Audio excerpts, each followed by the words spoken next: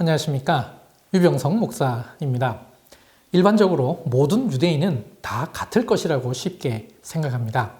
사실 유대인 내에도 서로 다른 몇 가지 종파가 있습니다. 유대인 내에는 유대인 2명이면 회당은 3개 필요하다라는 유머가 있을 정도입니다. 각자가 다니는 회당 2개에 같이 다닐 회당 하나가 더 필요해서 3개가 필요하다는 말입니다. 이것은 워낙 유대인들이 자기 주장이 강하기 때문에 나온 유머입니다. 그러니 유대인 내에서 서로 다른 그룹이 생기는 게 당연할 수밖에 없는 것이죠. 사실 예수님 당시 때 이미 몇 가지 종파로 나누어져 있었습니다. 사두개파, 바리새파, 열심당원, 그리고 에센파도 있었습니다. 그리고 사마리아인도 있었습니다. 그렇다면 오늘날 유대인 사회는 어떨까요? 정통 유대인, 보수적 유대인, 개혁적 유대인 이렇게 나눌 수 있습니다. 이들 모두 스스로 유대인이라는 인식을 가지고 있지만 모세의 율법 혹은 랍비들의 전승을 얼마나 엄격하게 지키느냐에 따라 구분되는 것입니다. 실제로 개혁적 유대인은 이런 전승 혹은 전통을 지키지 않는 사람들도 많이 있습니다. 이런 구분 말고 실제로 유대인들의 출신 지역에 따라 구분하는 방법이 있습니다. 전 세계로 흩어져간 유대인들을 가리켜 디아스포라라고 합니다. 이들 디아스포라 중에 북유럽 출신 유대인을 가리켜 아슈케나짐이라고 합니다. 이 명칭의 근거는 성경에서 나옵니다. 창세기 10장 3절 고멜의 아들은 아스그나스와 리밧과 도갈마요. 예레미야 51장 27절 나팔을 불어서 나라들을 동원시켜 그를 치며 아라랏과 민니와 아스그나스 나라를 불러 모아 그를 치며 사무관을 세우고. 이 두 구절에 나오는 아스그나스가 히브리어로 아슈케나즈입니다. 이것의 복수형이 아슈케나짐이죠. 유세비우스와 바벨론 탈무드에서는 창세기 10장 3절의 고멜을 인종적으로 게르마니아의 기원이 된다고 연관지었습니다. 11세기에 유대인의 랍비 라쉬라고 알려진 랍비 슐로모 이츠학은 현재의 독일 지역을 가리켜 아슈케나즈라고 불렀습니다.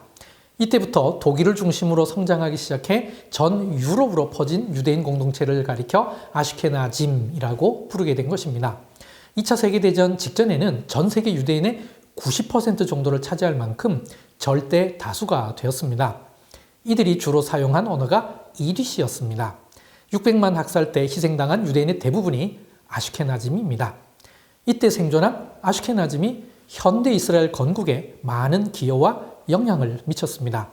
이스라엘의 아슈케나즘은 대표 랍비를 중심으로 일사불란하게 움직입니다.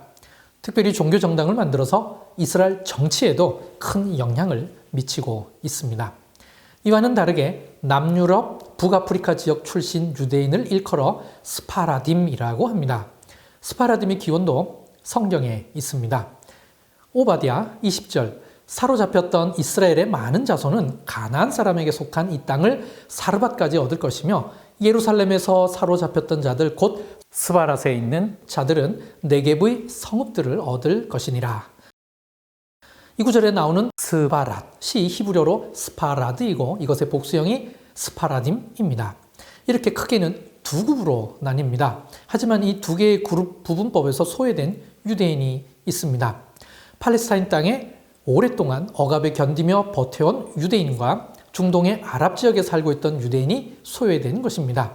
그래서 이런 현상을 스스로 자각하고 스스로를 표현한 용어가 미즈라힘입니다. 동쪽이라는 히브리어의 미즈라흐에서 온 용어입니다. 물론 좀 더 세분된 표현이 있기는 하지만 이 세 가지 부류가 일반적입니다. 현재 이스라엘에서는 아슈케나짐과 그리고 나머지를 그냥 일반적으로 스파라딤이라고 부르는 경향이 있습니다.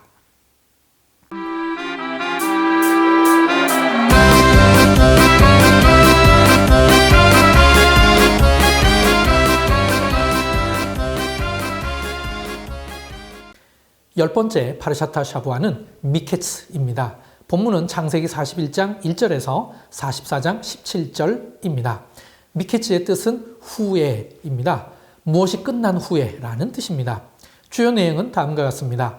바로의 2가지 꿈, 요셉의 꿈 해석, 요셉이 애굽의 총리가 됨, 요셉의 형들이 곡식 사러 옴, 베냐민이 요셉을 만나러 옴. 성경에는 꿈을 해석한 사람이 2명 나옵니다. 요셉과 다니엘입니다. 고대 히브리인들에게 꿈은 하나님과의 의사소통의 한 수단이었던 것은 분명합니다. 그러나 대부분 성경에 나오는 꿈은 해몽이 불필요한 의미가 분명한 꿈들이었습니다. 그래서 성경에는 꿈을 해몽하는 전문가가 있지도 않았고 예언자들도 해몽과는 관계가 멀었던 사람들이었습니다. 요셉과 다니엘의 공통점이 있다면 모두 다른 나라 사람들에게 해몽해 주었다는 것입니다. 그들이 살고 있던 그 나라의 꿈 해몽의 전문가들도 풀지 못하는 꿈을 해몽해서 둘 다 높임을 받았던 것이죠. 미케츠와 함께 읽을 신약 말씀은 마태복음 2장 13절에서 23절까지입니다. 예수님 아버지 요셉은 주의 사자의 현몽에 따라 3번의 이동을 합니다. 처음에는 애굽으로, 그 다음에는 다시 이스라엘로 옮깁니다. 마지막으로 꿈에 지시한 대로 하부 갈릴리 지역의 나사렛으로 이동했습니다. 그런데 이 모든 꿈과 이동이 선지자를 통해 예언된 말씀을 이루려 하심이라고 했습니다. 마태복음 2장 23절 나사렛이란 동네에 가서 사니 이는 선지자로 하신 말씀에 나사렛 사람이라 칭하리라 하심을 이루려 함이로라. 하나님께서 자신의 뜻을 어떤 개인에게 드러낼 때 그 사람의 꿈을 이용하시기도 하십니다. 하지만 사회와 국가를 위한 뜻을 밝히실 때는 선지자 혹은 예언자들의 입을 통해 예언하셨습니다. 그 말씀이 기록되어 있는 게 성경입니다. 그렇습니다. 하나님의 뜻을 분별하기 위해서는 성경 말씀이 늘 기준이 되어야 합니다. 앞으로 늘 말씀이 기준이 되어 하나님의 뜻을 올바르게 분별하는 건강한 하나님 나라 백성이 되도록 다 같이 노력합시다. 감사합니다.